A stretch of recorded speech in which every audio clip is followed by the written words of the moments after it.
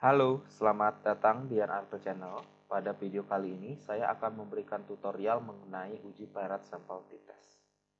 Uji Paired Sample T-Test berguna untuk melakukan pengujian terhadap dua sampel yang berhubungan, atau sering disebut dengan sampel berpasangan, yang berasal dari populasi yang memiliki rata-rata sama. Sebagai contoh kasus, di sini akan menguji rata-rata nilai mata kuliah komputer sebelum diberikan praktek komputer dengan setelah diberikan praktek komputer. Maksud dari pengujian ini sendiri ialah untuk membedakan rata-rata nilai komputer sebelum diberikan treatment dan setelah diberikan treatment. Ini adalah datanya. Di sini saya simbolkan dengan X1 dan X2. X1 adalah sebelum treatment dan X2 adalah setelah treatment. Proses input datanya seperti ini untuk di variable view. Selanjutnya kita klik ke data view, kita lakukan proses analisis Paired Sample T-Test-nya dengan cara klik ke Analyze, kemudian pilih Compartments, kemudian pilih yang Paired Sample T-Test.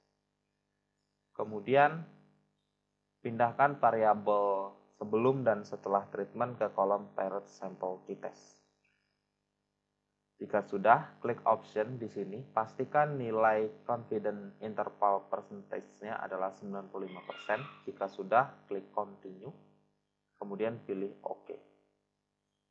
Ini adalah output dari pengujian Paired Sample T-Test.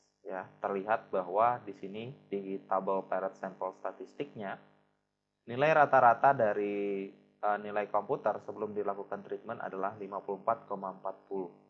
Sedangkan rata-rata dari nilai komputer setelah dilakukan treatment adalah 74,10. Dengan masing-masing standar deviasi untuk sebelum treatment adalah 10,783, sedangkan setelah treatment adalah 9,562 dan seterusnya. Selanjutnya, kita masuk ke dalam pengujian Paired Sample Correlation-nya. Hubungan antara variabelnya. Terlihat bahwa nilai sig-nya di sini, nilai sig-nya adalah 0,299. Berhubungan jika nilai sig-nya kurang dari 0,05, tidak berhubungan jika nilai sig-nya lebih besar dari 0,05. Jika dilihat dari nilai sig-nya di sini, nilai sig-nya lebih besar dari 0,05, sehingga dapat disimpulkan bahwa tidak terdapat korelasi atau hubungan antara nilai sebelumnya dan sesudah latihan komputer. Selanjutnya kita ke pengujian hipotesis.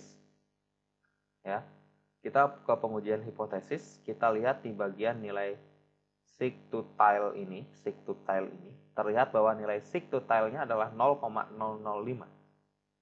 Syarat dari uji hipotesis Paired Sample Test sendiri ialah jika nilai sig-nya kurang dari 0,05, maka rata-rata nilai komputer sebelum dilakukan treatment dan setelah dilakukan treatment berbeda. Tapi sebaliknya, jika nilai sig-nya lebih besar dari 0,05, maka rata-rata nilai komputer sebelum dilakukan treatment dan setelah dilakukan treatment sama. Jadi kalau kurang dari itu berbeda, kalau lebih dari itu sama. Jika dilihat dari tabel Paired Sample T-Test di nilai sig to tile-nya di sini, nilai sig-nya kurang dari 0,05 sehingga dapat disimpulkan bahwa rata-rata nilai komputer sebelum dilakukan treatment dan setelah dilakukan treatment itu berbeda. Oke, demikian video kali ini. Terima kasih. Jangan lupa like dan subscribe. And bye-bye. Halo, selamat datang di Arto Channel. Oke, pada video kali ini saya akan memberikan tutorial mengenai uji chi-square. Uji chi-square digunakan untuk menguji perbedaan antara frekuensi pengamatan dan frekuensi yang diharapkan. Jadi di sini sudah ada data data jasa dan frekuensinya. Jadi jasa dari jasa yang 1 sampai dengan jasa 7. Jadi jika diilustrasikan dalam contoh, jadi sebuah perusahaan mengembangkan 7 varian jasa baru. Jadi 7 varian jasa itu ada jasa 1 sampai dengan jasa 7. Diharapkan ketujuh varian jasa tersebut memiliki tingkat penerimaan oleh masyarakat yang sama. Setelah setahun dilakukan pengamatan, beberapa kali varian jasa tersebut digunakan masyarakat. Berikut adalah datanya. Oke, jasa 1 itu digunakan sebanyak 500 kali oleh masyarakat, sedangkan jasa 2 digunakan sebanyak 625 kali. Dan seterusnya sampai dengan jasa 7. Nah, sebenarnya berapa sih frekuensi yang diharapkan oleh perusahaan dari jasa 1 sampai dengan jasa 7? Maka diperlukan pengujian chi-square. Berapa sebenarnya yang diharapkan oleh si perusahaan? Nah, langkah pertama yang akan kita lakukan ialah pemberian pembobotan dulu. Caranya kita klik ke data, kemudian pilih weight case, ya. Oke, pada kolom yang sebelah kiri yang di sini, kita pilih weight case by, ya. Kemudian pindahkan yang frekuensi ke kolom frekuensi variable, ya. Jika sudah, kita klik OK. Ya, belum ada output yang bisa kita baca di sini. Langkah selanjutnya, kita klik ke Analyze, kemudian pilih yang non-parametric test, kemudian pilih Legacy Dialog, kemudian pilih yang chi-square. Nah, pada kotak dialog chi-square di sini, ya kita pindahkan jasa ke kolom test variable list. Kemudian exact ini nggak perlu ya, nggak perlu kita klik. Kita nggak perlu klik kemana-mana, baik ke option ini nggak perlu, ini nggak perlu kita rubah-rubah. Jadi kita pindahkan saja jasa ke kolom test variable list. Jika sudah, klik OK.